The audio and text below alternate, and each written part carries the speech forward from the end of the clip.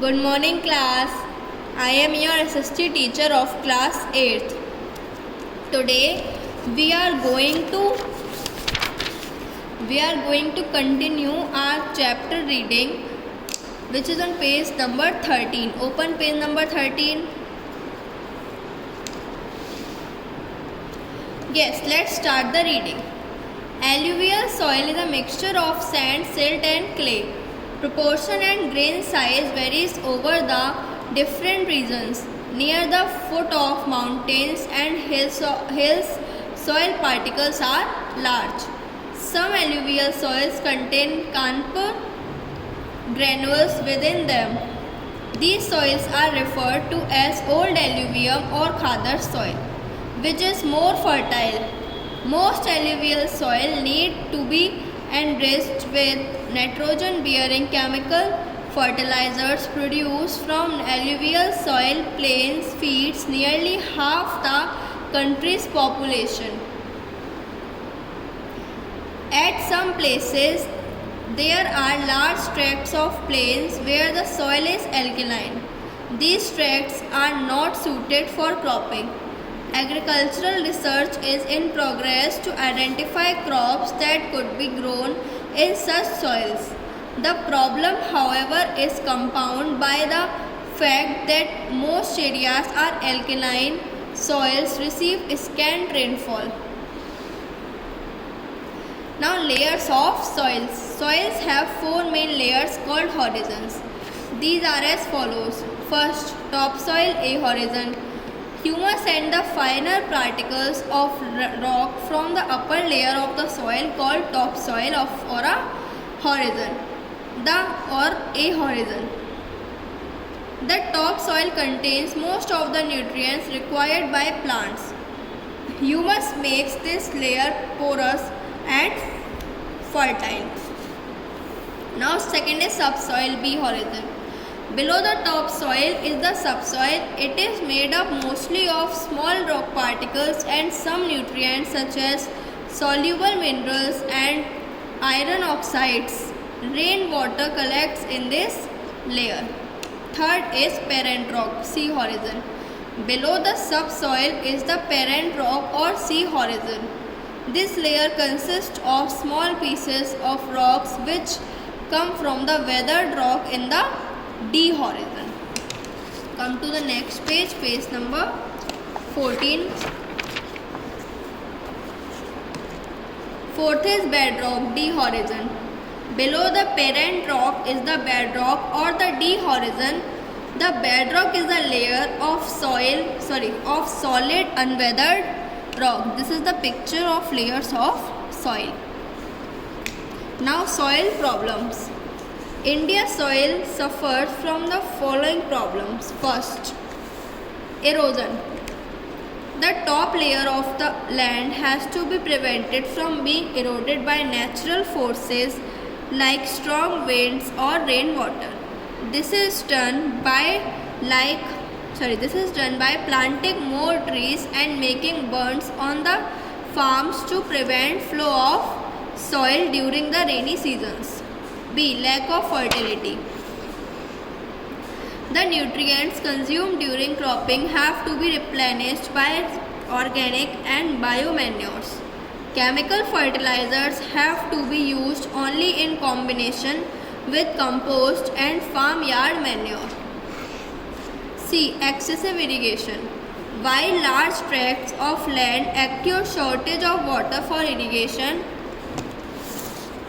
many areas suffer from problems arising out of water logging. Excessive irrigation brings the salts that otherwise lie in the lower reaches of the soil to the top. Their concentration makes the soil unfit for agricultural operations. It is estimated that nearly 16 million hectares of fertile soils have been suffering from salinity caused by water logging. D. Unplanned use. Arid and infertile soil regions should be used for setting up industrial units. Areas that possess rich fertile soil should not be followed to be grabbed for developing housing colonies. The variety of soils available in the country is a distinct advantage for growing variety of crops. Combined with varieties of climates, this advantage can be exploited for making India self-sufficient in matters of food grains production and also an exporter of a number of agricultural products like fresh fruits, flowers, vegetables and cereals like basmati rice. We must manage our soils scientifically and with a thought for the future. Now, water resources. Rains, precipitation and its forms. Water vapors are an important constituent of the atmosphere. Evaporation causes precipitation of water vapor. Condensation causes precipitation. Precipitation refers to the deposition of moisture in the atmosphere in the form of dew, frost, rain, hail or snow. The direction of winds at any given time greatly influences precipitation. Winds like monsoon that blow from oceans and seas towards land contain large quantities of water vapor. They cause much precipitation. Winds blowing from land masses do not cause much precipitation as their moisture content is low. Air currents rising upward as in equatorial zones result in heavy precipitation as air rises up. The moisture-laden air gets cooled and undergoes condensation and precipitation. Upward movement also takes place when the passage by the wind is obstructed by mountain ranges. The purity and quality of water is of primary concern to human beings as it is directly related to his domestic needs and economic activities. Nature has given us plenty of water and even then there is a shortage of water because we have misused and polluted our water resources to a great extent. The distribution of fresh water resources is highly uneven on the surface of the earth. The surplus water in the rainy season causes flood while drought may occur in the dry season. There is a variation in the availability of water not only from season to season but also from region to regions. Now, regions of high rainfall. These have rainfall over 200 cm per year. They may be categorized as follows. A. Equatorial regions. These are areas of conventional rainfall. Thus, warm, moist air rises up and forms clouds. Rain often accompanied by thunderbolts every afternoon throughout the year. Africa, South America and Southeast Asia are regions of heavy conventional rain. B. Western coastal regions of middle latitudes in Western Europe and the North America. These are areas of cyclonic rainfall.